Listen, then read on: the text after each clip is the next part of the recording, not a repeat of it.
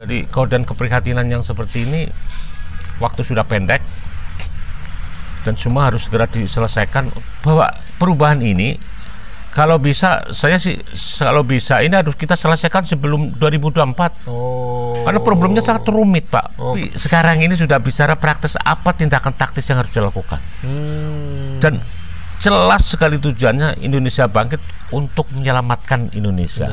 Kalau para tokoh dan tokoh akademisi pergerakan buruh besar tadi berkumpul dengan niat melakukan perubahan, apalagi sebelum 2024, orang kan akan mengatakan, oh kalian lagi rapat makar nih, mau apa ini gitu, gimana nih? Oh salah, ini enggak. Ini akan saya berikan tahu pada masyarakat sebenarnya. Tolong masyarakat dari semua elemen, sudah tidak ada waktu lagi untuk berjuang dengan caranya sendiri-sendiri, dengan emosinya sendiri-sendiri, kelompoknya. Ini waktunya bersatu, hanya itu, Pak.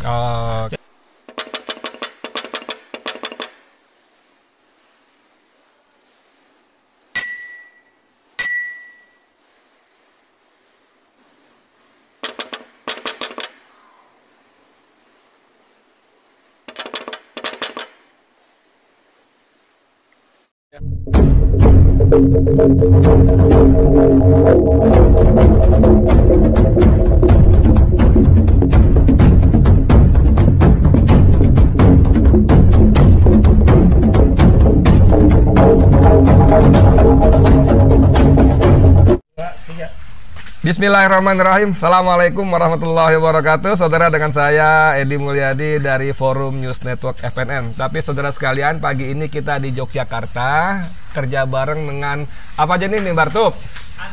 Anti oligarki. Salwa Media. YouTuber pejuang. Jadi kita ngomong sekali dapat bonus 4. Beli satu dapat 4. Iya, satu dapat 4. Saudara, di sebelah saya ini ada namanya Dr. Sutoyo Abadi. Pak, cerita dikit, Abadi kenapa tambah Abadi, Pak? Abadi itu dulu orang tua katanya kenapa ngasih nama Sutoyo Abadi? Saya kira sederhana, karena kecil saya suka ngompol, jadi karena ngompol terus jadi namanya Abadi gitu. Nggak ada hubungan. Jangan sombong. Ya udah, terserah Bapak lah. Tapi saudara sekalian penonton bagi di channel apa tadi lupa apa lagi, ada Salwa Media, Mimbartup, ada Anti Oligarki, dan apa satu lagi, Rip? Udah ada 4 tadi. Pak Sutoyo ini penggagas, pelaksana, inisiator apapun namanya dari acara Sarasehan Tokoh Nasional, ya. Makanya sekarang kita ada di Yogyakarta, baru saja selesai. Nah, Pak Sutoyo, tapi walaupun sudah berlangsung, saya mau tanya, ini acara ini ngapain? Siapa aja diundang ini? Saya kira acara ini beberapa tokoh nasional yang pasti yang saya undang itu. 2 tipe ini tidak harus ada pada orang yang hadir. Satu, dia intelektual, ilmuwan, sehingga hampir semua yang hadir ini guru besar. Ya, banyak profesor. Ya, banyak profesor dan doktor. Dan yang kedua ini mereka bukan yang hanya ahli teori musik, tetapi orang-orang yang hadir ini memiliki kekuatan real, masa untuk bergerak arahnya kepada perubahan Indonesia yang lebih bagus, lebih baik. Jadi saya tambah informasi sedikit, para profesor ahli guru besar tadi memang secara akademik mereka profesor. Ya. Tapi beliau-beliau ini bukan profesor yang di Menara Gading gitu ya. Tapi orang-orang yang memang terjun ke bawah, melihat realita masyarakat segala macam, merasakan, bergaul segala macam, sehingga pikiran-pikirannya sangat dibutuhkan dalam alasan ini gitu ya. Dan indahnya lagi, uniknya yang datang di Yogyakarta ini, di Hotel Pondok ini profesor memiliki 2 tipe ini. 2 tipe. Aktivis sekaligus politisi. Bapak, Undang-Undang 45 bukan amandemen itu. Tapi itu sudah penggantian. Itu ada dan malam ini peserta Sarasehan Tokoh Nasional alhamdulillah dibantu bukan hanya gagasan, tapi buku pun tadi malam sudah saya bagikan satu-satu. Iya, betul. Semua peserta mendengar. Pancasila itu bukan bengkok, tapi patah ya. Itu sudah disampaikan secara panjang lebar. Wah, sistem konstitusi di Indonesia ini sudah tidak jelas, tidak beraturan dan tidak dipakai jika negara ini seperti negara rimba. Jadi kau dan keprihatinan yang seperti ini, waktu sudah pendek dan semua harus segera diselesaikan. Untuk waktu sudah pendek tuh mau ngapain sebetulnya Pak Toyo? Semua itu sudah paham kok. Hah? Bahwa perubahan ini kalau bisa, saya sih kalau bisa ini harus kita selesaikan sebelum 2024. Karena problemnya sangat rumit Pak. Dialog nasional setelah 24 atau sebelum 24. Esensinya persoalan ini kalau pemilu dilaksanakan dengan Undang-Undang 22 itu semua rusak ya. Maka keinginan para profesor yang ada di sini ini bagaimana kalau tak ada pemilu itu sudah kembali ke Undang-Undang 45. Saya harus menggunakan bahasa kembali ke Undang-Undang 45. Jadi itu konkretnya para tokoh-tokoh nasional pergerakan dan sebagainya ini berkumpul untuk bicara ke depan ngapain gitu ya. Jadi saya di Yogyakarta itu para profesor guru besar ini sudah sepakat tidak bicara soal teori. Tidak bicara soal teori. Biarlah teori silahkan kembalikan ke kampus masing-masing. Tapi sekarang ini sudah bicara praktis, apa tindakan taktis yang harus dilakukan. Dan jelas sekali tujuannya Indonesia bangkit untuk menyelamatkan Indonesia. Tidak ada yang hadir di sini untuk kepentingan pribadi, tidak ada sama sekali. Selamatkan Indonesia secepat. Kembali tadi Pak Toyo mengatakan saudara bahwa tidak bisa ditunda terlalu lama. Banyak memang orang mengatakan, bahkan Refli Harun misalnya. Refli Harun itu ada kelakarnya bagus, Pak Toyo, Pak Dr. Sutoyo. Itu di Indonesia sekarang ini ada 3 skenario perubahan kepemimpinan nasional. Satu skenario 2024, yaitu skenario Anies Baswedan. Pilpres Copras-Capres, ya kan? Lalu ada skenario sebelum 2024. Refli mengatakan skenario Rizal Ramli. Yang ketiga skenario perpanjangan. Skenario Lanyala Mataliti. Aduh, ketika judul itu memiliki spesifikasi sendiri-sendiri gitu ya. Cuman yang esensi, coba perhatikan tadi malam. Semua pembicaraan itu apa? Bicara itu semua. Yang terpenting arah kita adalah perubahan sistem. Perubahan perubahan sistem. Jadi mau pendapat apapun silahkan. Sepanjang perubahan sistem tidak diperbaiki, semua ada dalam ranah kekacauan. Dan negara terus akan meluncur pada kehancuran. Jadi banyak masyarakat yang tertipu ya, bicara capres ini, capres itu. Loh, sistemnya kayak begini kok. Maka gitu ada pencerahan yang terang benderang tadi malam bahwa ini sistem harus diselesaikan sebelum 2024. Setelah itu mau pemilu mau apa terserah. Siapapun semalam itu ya Pak Toyo ya, siapapun capresnya, sebagus apapun kualitas dia, selama sistemnya seperti sekarang, maka tetap dalam kendali oligarki. Itu pasti itu. Misalnya Sutoyo lawan Edi, lawan lagi Joni, lawan lagi Anton, berempat nih misalnya. Yang menang tetap Bohir ya, Bandar ya.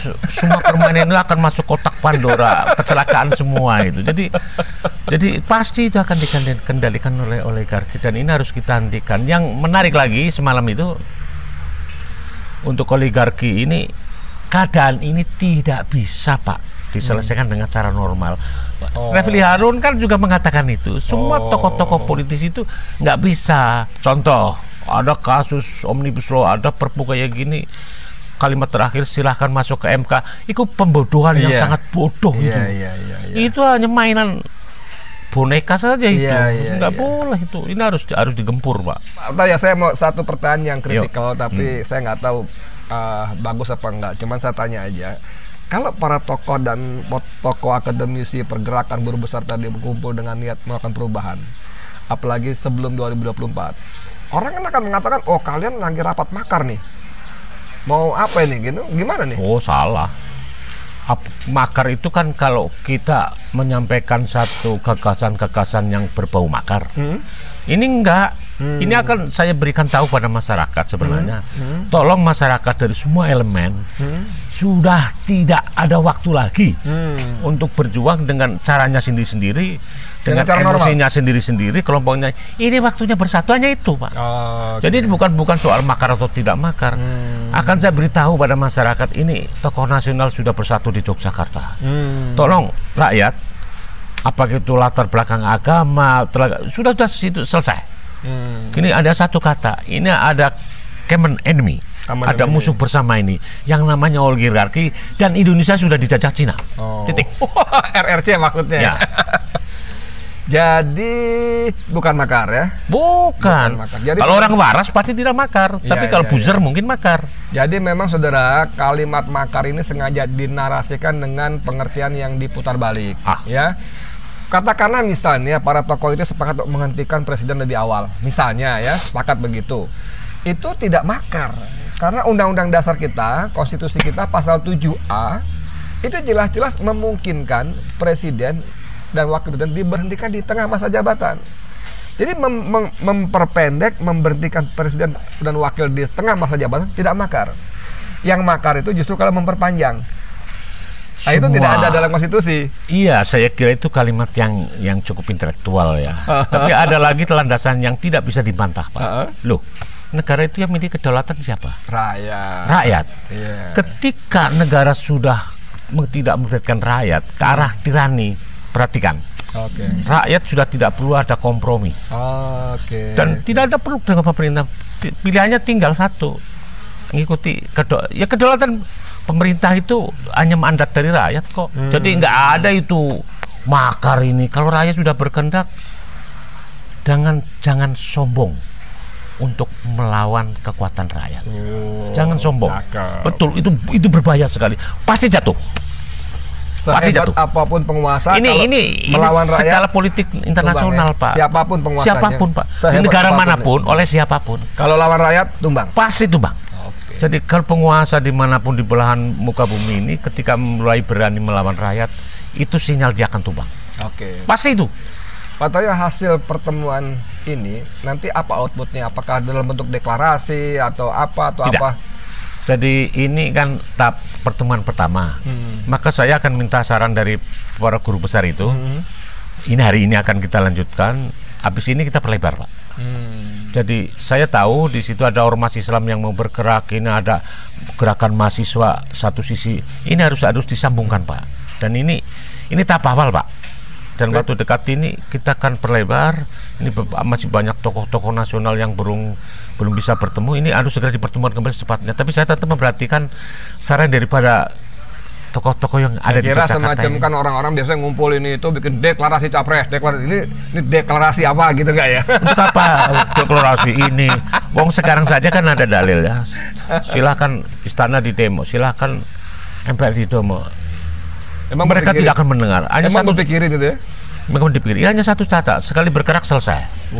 Ngeri ini. Kayaknya mesti udahan nih, kepanjangan nih.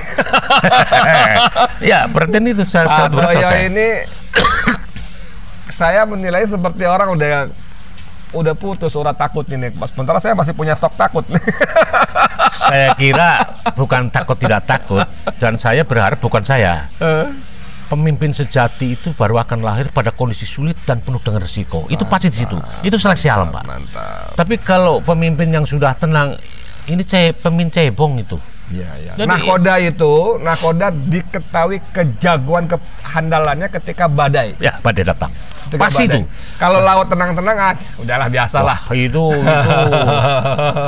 ombioan kayak begitu. Itu banyak ngomong. Maka sekarang ini sebenarnya tidak perlu ada deklarasi ini, deklarasi itu. Udahlah, mereka juga nggak mau mendengar kok. Sekali kita bergerak dalam atas nama kekuatan dan otoritas pemilik hak kuasa rakyat, selesai. Kalau kita mundur 98, Pak Toyo, itu kan ada pertemuan Ciganjur. Yang 4 tokoh itu, Sultan, Gus Dur, Mega, satu lagi siapa? Amin Rais, 4 orang. Nah, ini apakah bisa dianggap cikal bakal Ciganjur kedua gitu? Saya begini ya, ini terlalu detail ya, saya tidak akan memasuki wilayah teknis karena belum waktunya, Mas. Tapi analog ini ya. Analog itu ya. Ya. Jadi bagaimana terjadinya keruntuhan Soeharto pada saat akan terjadi? Analog ke depan ini. Oke, saudara sekalian, cukup jelas ya pesan-pesannya. Ada usaha-usaha sungguh-sungguh dari para tokoh nasional ini untuk membuat Indonesia lebih baik, mengembalikan ke arah seperti kehendak para pendiri bangsa ya. Indonesia bangkit, selamatkan Indonesia. Indonesia bangkit, selamat Indonesia. Saudara sekalian, demikian obrolan dengan Pak Sutoyo, Dr. Sutoyo Abadi, inisiator, penggagas, pelaksana apapun semua diborong sama dia. Sarasehan tokoh nasional di Yogyakarta ya. Enggak juga. Luar biasa. Tentu dengan teman-teman mudah-mudahan menghasilkan solusi-solusi konkret untuk Indonesia yang lebih baik. Ya, hari ini. Pak Toyo, siap. Terima kasih banyak. Salam komando. Kayak tentara aja. Tidak ada kata mundur, maju terus sebelum selesai. Oke, saya Edi Mulyadi untuk FNN. Assalamualaikum warahmatullahi wabarakatuh. Salam warahmatullahi.